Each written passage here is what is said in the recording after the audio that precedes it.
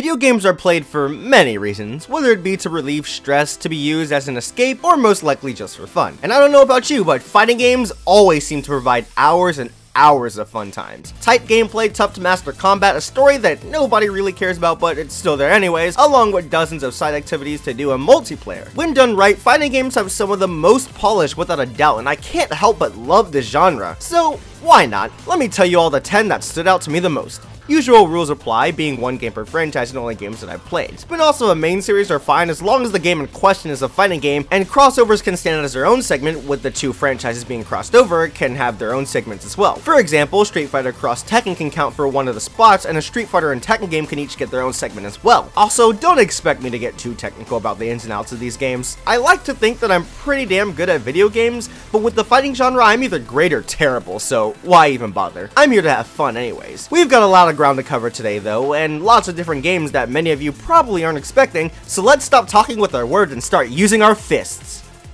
Or guns. Or swords. Okay, I was trying to go somewhere with that. These are my top 10 favorite fighting games. Let's rumble!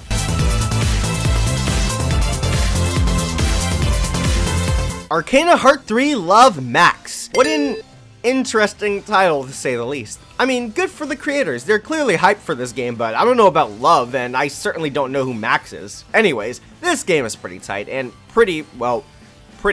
What with having an all-female cast full of lots of fun, bubbly, and well-rounded characters, even if I haven't touched the story. The game's presentation is something else, that's for sure. Lots of colors that really pop, but aren't too overbearing. It's very calming, yet stands out. Looks quite nice if I do say so myself. Combat is very fast-paced and full of energy, what with this game's unique aspects being a bigger focus on air dashing and personas, I mean arcanas. Slip of the tongue. What's cool about this is that each character has their own unique arcana, but you can pick any other arcana that you want, allowing for dozens of different combinations, making the customization a huge factor in this game. Sure, the soundtrack's just okay in my eyes, and it's weird how they didn't make it widescreen, but the deep combat is what keeps me coming back for more. I don't play it that much to be honest, which is why it's not very high, but this is an enjoyable time regardless. I can make cute girls fight and still have a fun time, and wow, that sounded a lot better in my head.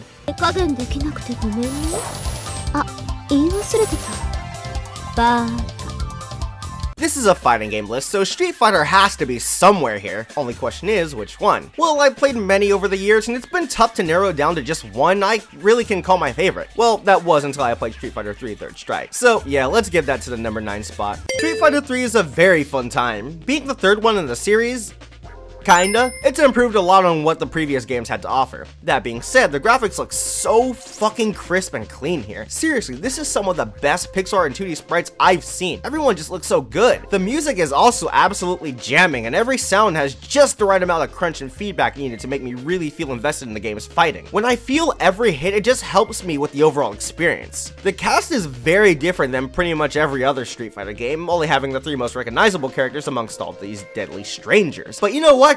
They grew on me, and I really enjoy these characters. So yeah, it's biased, but fuck you. It's got that turbo speed this series is famous for introducing, but it isn't too hard to grasp it at all. And the combat hits that perfect middle ground, being not too tough to learn, but not easy to master.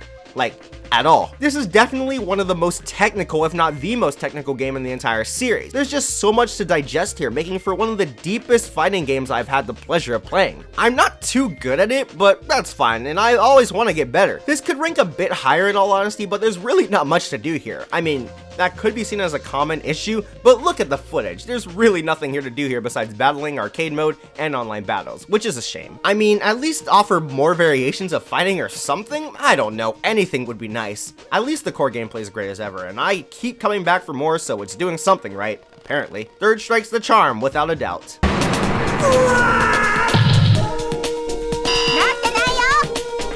What is this calming music doing in a fighting game? It can only mean one thing.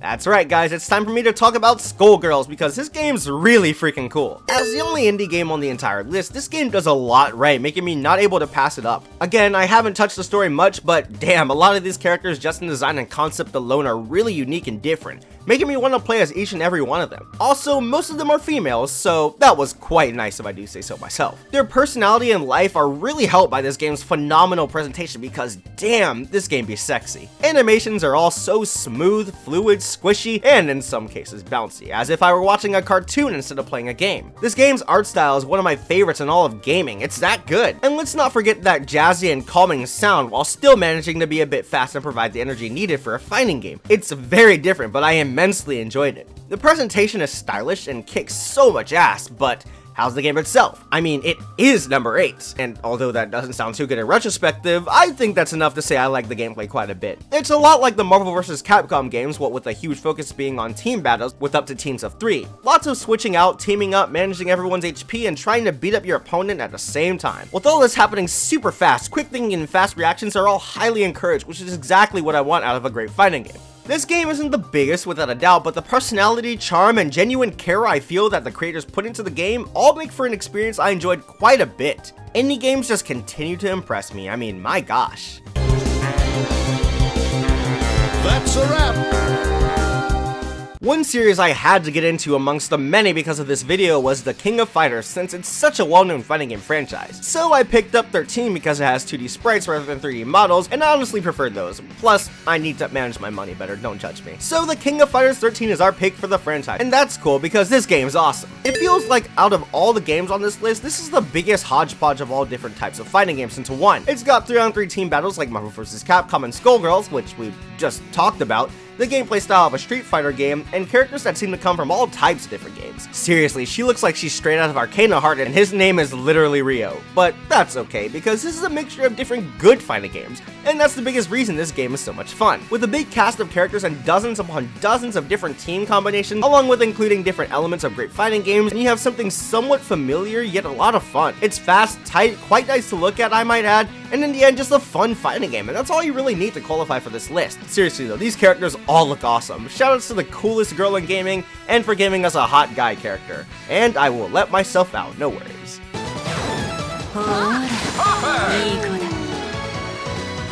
I don't make this apparent at all, but I absolutely love Naruto. I grew up watching the show, and even when I started to fall out of the anime, the games were always there to fill me in on what was going on, while also being really good at the same time. Among all of these, though, the one that stood out the most were the Ultimate Ninja Storm games for being consistently good. But out of all of the ones I played, which one's my favorite? This spot belongs to Ultimate Ninja Storm 3, because this game's really freaking good. Out of all the Naruto games, this one stood out to me the most, but why? The fundamentals of combat are more or less the same, being fast-paced, easy to get into, but tough to master. And besides adding the ridiculous amount of characters in this ginormous franchise, what makes this game better than any of the others? Well, for one, shoutouts to this game for having a really solid story mode because, wow, this game's story is great. Exploring is fine and all, but I'm really talking about the boss battles for having them take advantage of the game's combat while adding many twists to keep them interesting. It even adds some other unique things to make it stand out, and I found myself pleasantly surprised by the story's quality. The final boss can go die in a hole though. This game also has cel-shaded graphics, and if you didn't already know, that's my favorite art style, period. It's timeless, makes animations look really clean,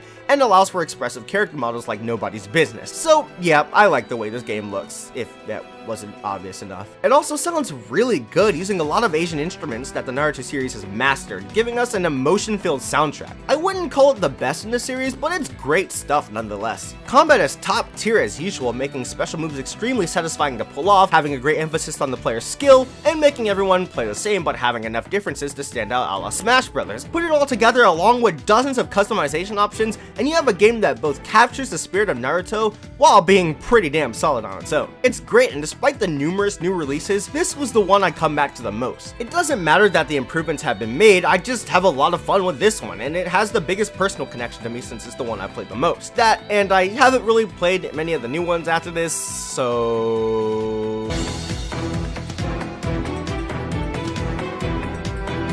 Even in a fighting games list, I'll still find a way to talk about Persona. So here we are with the spin-off.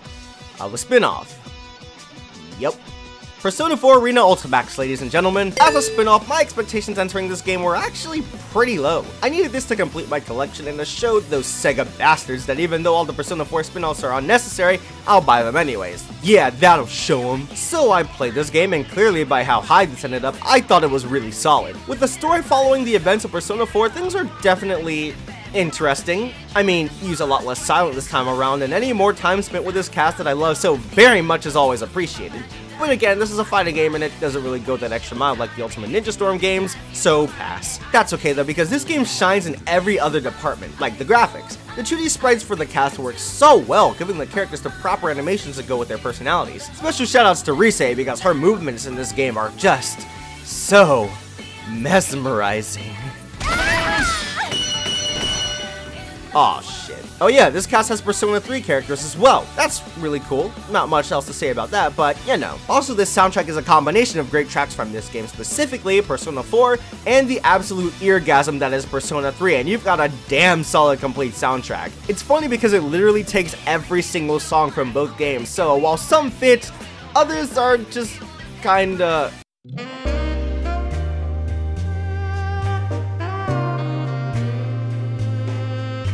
yeah. And being yet another game developed by Arc System Works, combat is still as tight as the last, but even more so here. Yes, Personas and Arcanas are very similar, but I don't know, man, I feel like they're more satisfying to pull off here. You can really feel the power from these creatures in comparison to the Arcanas. Also, since every Persona is unique to one character and you can't switch them around, it adds a lot more personal feel to each and every character, and I don't know, I kinda prefer that. It's stupid, barely makes any sense, but it's probably because I'm more of a fan of the characters here. Either way, it's my list, so it doesn't really matter anyways. I love this game. There's a lot of charm, everything looks and sounds clean as hell, and combat isn't too hard to figure out but tough to master, as every great fighting game should be, and which I keep repeating over and over in this list, my goodness. Persona 4 Arena was a pleasant surprise, and I like surprises. Oh yeah, and this game has Rise, who's obviously my main character. For more reasons than one, without a doubt. Yay, I win! If you want a rematch, talk to my agent. A list of fighting games? That means I get to talk about Tatsunoko vs. Capcom again! Each and every vs. Capcom game that's been released at the time has been a blast in my eyes. But regardless of the ones I played, Tatsunoko vs. Capcom has been the one that means the most to me, and what I believe to be the most fun. I mean, that might have been different if I could play Marvel vs. Capcom 2, but it's not on the PSN anymore, and there's no way in hell that's happening. That's okay though, because this game's amazing, even after playing it for years. And years. And even more years. I've been playing this game for a while now. There's no story to this game besides the generic worlds are crossing over, figure out what's going on shtick that's really an afterthought more than anything else, so blah. This game looks pretty, having some of the better 3D models on the Wii, with everything animating so smoothly. The clean animations are accompanied by billions of colors all flashing on the screen at once. Seriously, there's just so much color just oozing out of every move you make. Look at this, I'm hitting this guy and causing rainbows with my neon green beam sword. What even? With the multitude of things happening on screen all at once, the energy the game provides you is all brought to another level when you hear the bumpin' OST. I mean, jeez, if there was ever an underrated soundtrack. I love this game's music, but that might be because I played this game so much and it grew on me admittedly. Gameplay is extremely fast and simple to get a grasp on. I feel that out of all the games on this list, this is the most accessible, and that's to this game's advantage. Because it's made by Capcom, you know that there's a lot here to master and a lot here to learn. There's still dozens of tricks I'm still finding out about this game. It's that good. With tons of different combinations with the whole tag team mechanic and some of the most fun in terms of gameplay, Tatsunoko vs. Capcom is always a fun time and one that I continue to come back to again and again. Honestly, I spent way more time than I care to admit on this game, so I won't. Geez, seriously? Oh man, that's so embarrassing. Can we cut that out, please?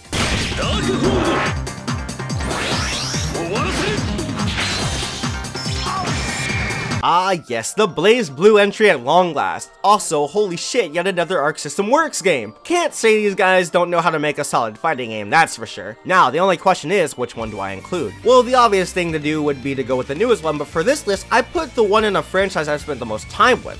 Therefore, having more bias, I mean personal connection to it. And I've definitely spent a lot of time with the one we all like to call Blaze Blue Chrono Phantasma Extend. So, let's give the number 3 spot to you, buddy. This game's definitely one of the more badass ones on the list. So the story is pretty complex and on Kingdom Hearts levels of complicated, but I jumped into this series late and I don't really care since this is a fighting game and I just want to have fun, so... Moving on, this game looks beautiful. Like, Rise levels are beautiful. Probably the best 2D sprite work on the list in my opinion. Every animation looks fluid, making this, again, look like an animated series rather than a series of sprites. Everything looks so seamless and I love it so much. Also, that soundtrack. I mean, holy shit. The more I listen to it, the more I adore it. It's just so good. a definite contender for the best original soundtrack on the list. I mean, are you listening to what's playing right now? Everything's so catchy and never leaves your head, but you don't want it to because it's so fucking good, and that's awesome. Fighting is so technical, so fast, there's so much to digest, every character is incredibly fun to play as, all with having their own charming characteristics to stand out and allow them to be more fun to play as. Just, ugh, I love this game. There's so much care put into the lore, characters, and most of all, the gameplay mechanics, making this an absolute win. And it bears repeating, but fuck, this game's soundtrack is good. Just had to say it again, not sorry. Also, Noelle is the best BlazBlue girl, and yes, that is a fact, meaning you have to accept this and move on. Get over it. Huh? Huh? Pretty little girl? You mean me? Smash Bros, it's about time you showed up. You knew it was coming. I knew it was coming. So here we are. But I'm shocked that another fighting game managed to beat it. We'll get there in a bit though, so let's talk about which game I'll be picking. It was tough, but in the end I always find myself narrowing it down to Melee and Smash 4 for Wii U. And though my favorite tends to flip-flop every other day, today, and for a while now, my favorite is Super Smash Bros. For Wii U. I just really hate that the title wasn't announced. It really killed the build up there. The Smash Bros. On Wii U was crafted with a lot of effort and care because this game's huge and kicks a lot of ass at the same time. With the biggest cast of characters in the series and on this list, there's a lot of variety here. This game looks jaw-dropping, having some of the best graphics on the system, giving all the characters the charm and life only this series can provide. Incredible amounts of detail, beautiful colors, and locations that really pop, all moving at the incredible stable 60 frames per second. It's extremely impressive. Also, this soundtrack is bigger than the wait time for Kingdom Hearts 3. I mean, there are just so many songs, and they all sound great. I mean, most of the returning songs sound good, but the original tracks are pretty crazy good as well. But this game's improvements to combat are what ultimately made this game win out when against Melee. That game had a lot to offer, what with the single player modes giving a lot of fun playtime. But this game focuses on the combat, having the perfect balance of speed between the before mentioned Melee and Brawl. Hits are even more satisfying to land, stages are a hell of a lot more fun, battling online one-on-one is way more addicting than it should be, and due to the amount of time I played on this game, I just couldn't deny any longer that this game is the absolute best in the series. There's just so much here. There's too much here, and that's okay, because it's Super Smash Bros. We know it'll be great, and every time it just surpasses our expectations, which is why I love this franchise so bloody much. Smash 4 is the series at its finest, and I can't get enough of it.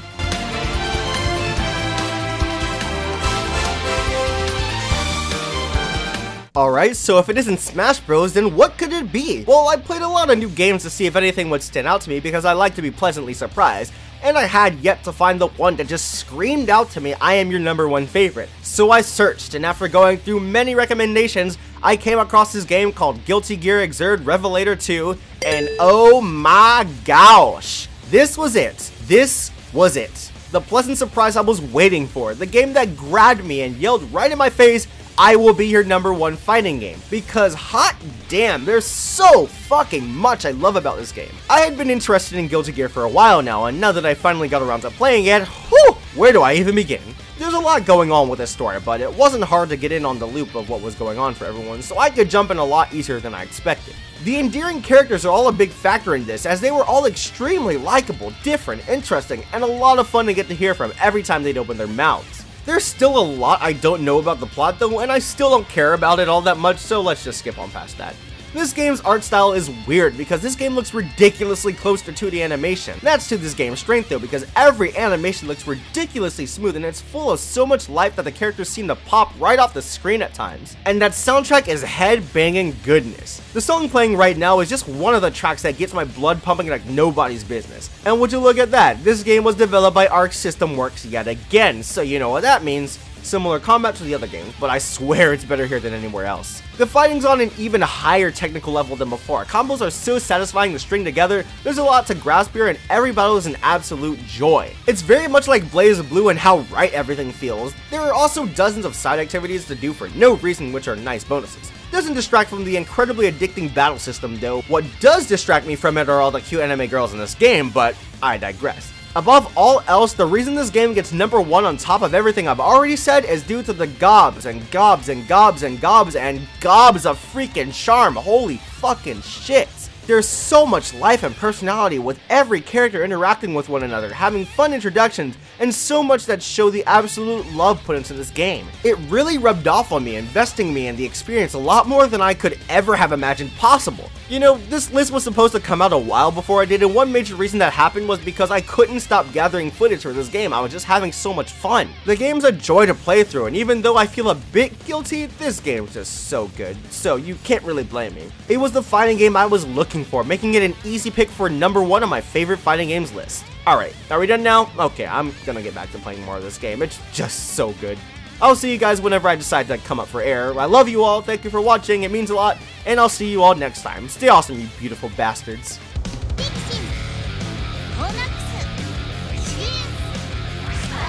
Man, win, straight.